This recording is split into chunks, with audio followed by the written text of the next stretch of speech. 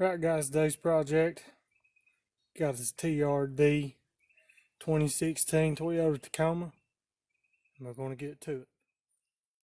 Now, though this issue is a Toyota related issue, this specific application is for the Tacoma. Now, I'm not quite sure that the Tundra or any other models will be the same, but I would think they would be relatively close. This truck has V6 in it. Typically, if you can't find a V6, even though it's not listed here, it's either a 3.5 liter, or if you want to look it up another way, because a lot of people use the numbers specific to it on the hood of it. See right there, 2GRFKS. That's specific to this engine in this truck, which is a 3.5. Because I believe after 2015 they started making 3.5s instead of the 4.0 V6s. So to complete this job, these are the tools that we're going to need. It's pretty simple to do, guys. First thing you want, assuming it's not playing hide and seek with you, 10mm. Doesn't have to be a deep well, but if that's all you got, that'll work. Next, you'll need a set of pliers. Now, I use these pliers just because of the kind of pointy end on it, but a set of needle noses will work as well. You might not need them, however, I would suggest using these instead.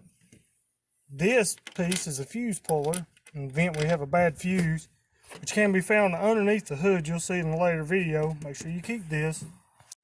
For future recommendations, Toyota, about putting us a little better one of them in there. Not make the fuses, the extra fuses you put in here so difficult to get out. What are you thinking, buddy? What are you thinking? What are you thinking, Toyota? Jeez. You can also want to get you one of these if you don't have one. It's optional. Just in case you drop a bolt, it'll be easier to retrieve. Next thing, depending on how you diagnose the problem, you're either going to need a test light to check for power or voltage regulator. Voltage multimeter. And this is just in case you get power and for some reason you're not, use this. Explain that in the video as well. These are the only tools you're going to need to do this job. Really simple, guys. Really simple. Alright, fellas. Let's get to the good stuff. So here seems to be the issue. Turn the key on. Window's dirty. Try to spray you a little water.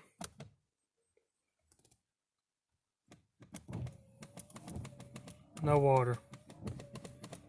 No water at all. Now, on this specific make and model, on the hood, there's one on the driver's side, the left side. There's another one right there, which you really can't see because of the sun, or you might be able to. That's why we're not spraying water. So what do you do in this situation? So how do you diagnose that this is an issue with your Toyota Tacoma, and what can you rule out right off the bat? Well, right off the bat, the first thing to rule out, if you hit your sprayer and it's not working, first thing you want to check is make sure, we call it a sprayer, the technical name is windshield washer pump, which is what pumps washer fluid to your windshield. First thing you can help eliminate, if you do this and you hear the motor actually making a noise, which you don't hear on this vehicle, that clearly tells me that something's wrong with the pump. Either it's not getting electrical current or something's not legitimate about it. So it's time to investigate. Another thing to remember that is if you do this and you can hear the motor going, every time you pull this thing in, chances are you either one, filled it full of water and it's too cold and it's froze, or two, you could have a hole in your tank, or three, check your dash. See if your dash has got a light on it. It says, hey, fluid's low, fluid's low. If it tells you fluid's low or your washer light switch is on, this specific truck doesn't have one, but most of them do. I assume this one would show up on the dash here in the control center saying, hey, listen, we're low. Check your fluid. Since for my application, when I push this lever and I don't hear any motor noise, tells me more than likely it's an electrical issue. So let's investigate. Key off. Remove it. Right down here. Hood latch. On these right here, they barely crack. Once they crack right here, that way, raise the hood, prop the hood up. Locate the washer tank. That's where your pump's located for this specific application. Here's the pump tank. The pump tank is held in by 2 screws. Most Toyotas are 10mm. These bolts are typically 10mm for all these accessory things, and fenders are typically 10mm. This is true and goes all the way back to the 1988 that we put the spool in, as well as widen the front axle to match the independent front suspension rear axle when we did the solid axle swap. So 10mm, the bolt here, which I've already removed. Remove those. So what we've done is we removed these 2 bolts here. Once we do that, look down in here, make sure there's nothing relatively in the way and that we didn't miss anything. Should be able to just move this tank. As you can see, it's a brisk 40 degrees outside and this thing is clearly a liquid. Down in here it's pretty full. Which tells me this is probably windshield washer fluid and not water, because it is purple. I'm barely picking this tank up. You can see the sprayer motor is located right down there. Is your sprayer motor. So now we're going to check the electrical connection. It's this connector to make sure that I get it just right. As you can see now, I don't know if you can see and quite see in the video, but as you can see right now, fluid is blue. Thought it was purple. It's not, it's blue. Just like blue sugar watered down drink that we call Kool-Aid. Either which way, the better get this connector, as I couldn't reach it with a pair of needle noses. I haven't pair long enough. This connector right here for this washer, windshield washer pump motor is located here. Couldn't get it, managed to wiggle it around. A little bit of force to get it past this hook for this air breather. Yeah, I could take that off, but I don't want to. So all I gotta do is twist a little bit. Now I should be able to reach right down in there and get a hold of that and squeeze it a little bit to get it to come loose. Now as you can see, pinch that connector really easy, wiggle it, come right off. For reference, the red one on this pigtail is the positive one. Red and white. Red is the positive. Yes, sir. Red, red, red. Hey, guess what? One on the battery's red too. Ha! How about that? The event you're buying this specific one and you want the Toyota part number, well, it's still factory. Part number reads Toyota 853-04010. According to this thing right here, it says 12 volts. So we should be getting 12 volts. Let's see what we do have. Now, recognizing it's an electrical issue, you have 2 options. If you got one of these, a test light, you can remove this tank and plug this in. When you hit the button, the light should light up. If you do that, the pump's still not coming on, check the connection. If you do that, it's still not coming on, connection seems to be good, then we move on to the multimeter. The multimeter, we can check resistance, we can look up the resistance, we can also check to make sure it's getting the current amount of power. If you'd rather go before removing anything, you decide that you don't want to do that, use either one of these, check your fuses and see if you have a fuse blowed. First thing you want to do, if you're going to try the tester method first, you can find these in all different shapes, sizes and things, and they do all kinds of stuff, is you want to touch it to the battery on both sides, that being the ground, this part going to positive. Do that, you want to make sure this light comes on. So that way you know your tester's good. Because you'd hate to do all this work, realize that you got a bad tester. Tell me that will make for a crappy day. Another good way to do it, connect your ground somewhere, and the ground you're going to use next to your spot. If it'll reach over and touch your battery, reach over and give it a turn. Make sure that light's lighting up, so that way you know you got a good clean ground. So in order to to activate this, if you have a helper, just have them hold it while you're checking it. Like me, doing everything by yourself, you kind of use what you got.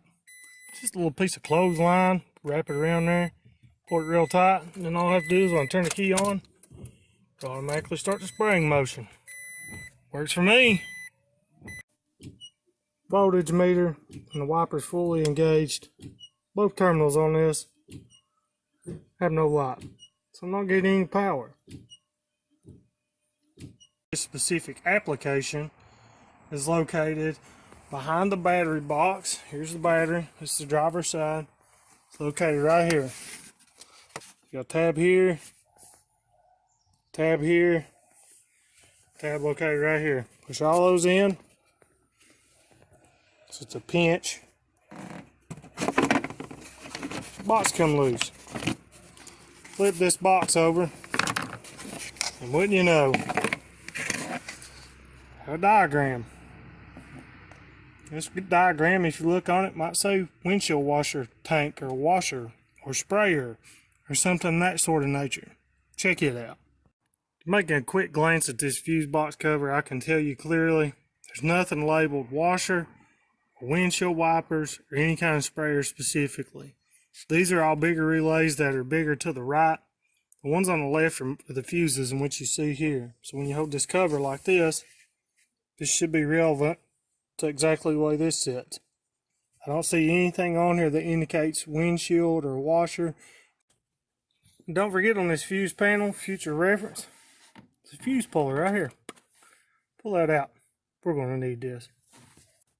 Now, since you don't have a fuse out here for your windshield or windshield washer pump or anything, remember there's usually 2 fuse boxes in a vehicle. There's one outside, there's one inside. Let me show you where the one inside is. Around the truck, looking at the door, right down and under it,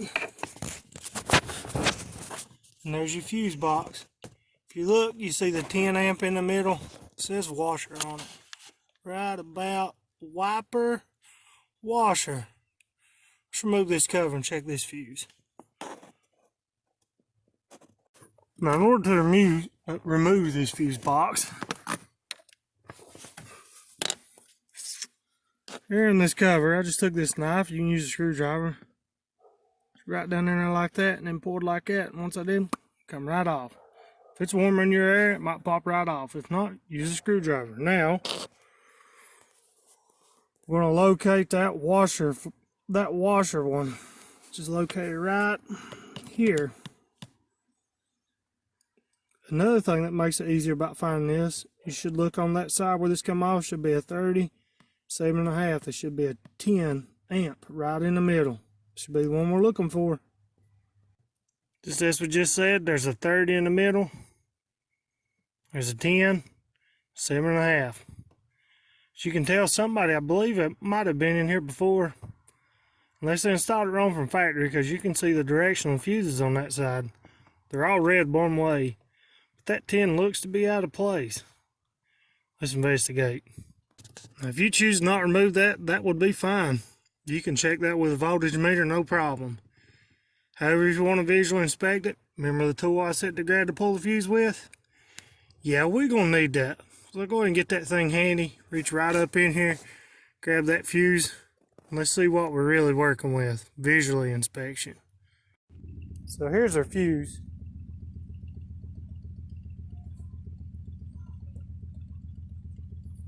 Looks blowed to me.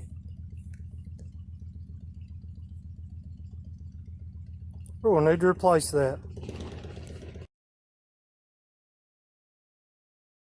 But oh no, how are we going to replace it? Those are those short little fuses. They're not like the other ones, and they cost so much more at the parts store. Oh my, what am I going to do? I'm out in the middle of nowhere. Listen, you just calm yourself right down. I'm going to walk you through what to do. Thankful to Toyota and some other auto manufacturers, all we got to do is go back underneath the hood. Go back to our handy fuse box underneath the hood here, and what do you know? Bam! 10 amp fuse right there. Those are freebies. Well, I guess you bought the vehicle, so they're really not free. That's awful nice of Toyota in this scenario, supplying us one of them just in case we gotta have it. Thanks, Toyota, supplying us with such a irremovable fuse, free of charge, huh? But at what price, Toyota? At what price is it free?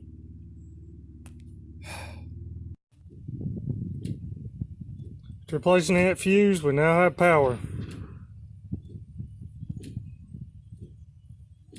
Let's hook this up, see if it works. Because that's what's important. Does it work? Is it that thing? Well, we about to find out. Important. Put the snap on here. Put the pigtail back on here. Remember what I said. Said before, guys. That's the snap.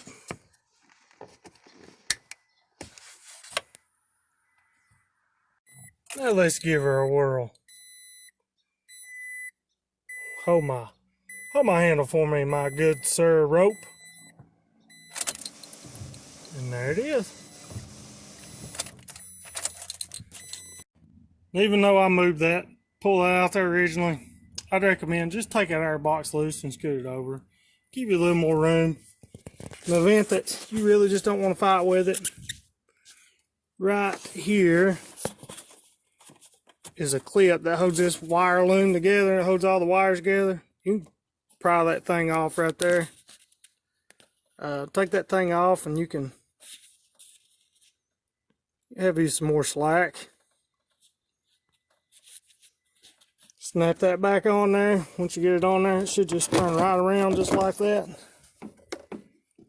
Set in place. Now remember, there's a spot on the bottom that has to sit. So make sure that you get it set down on that piece on the bottom in its groove. And it should be good. The groove that's on the bottom of this that you have to wiggle it out of without taking the tank all the way out to show you the bottom of it. It's right there. See that round hole to the left right there? Not something is on the bottom, there's some kind of grommet that keeps them bouncing around. So make sure you line that back up whenever you go to reinstall. And that, guys, is how you would diagnose and fix a water spray pump on a 2016 Toyota Tacoma. As always, guys, remember, your rig, your call. We can all have a moment of silence for the fuse puller.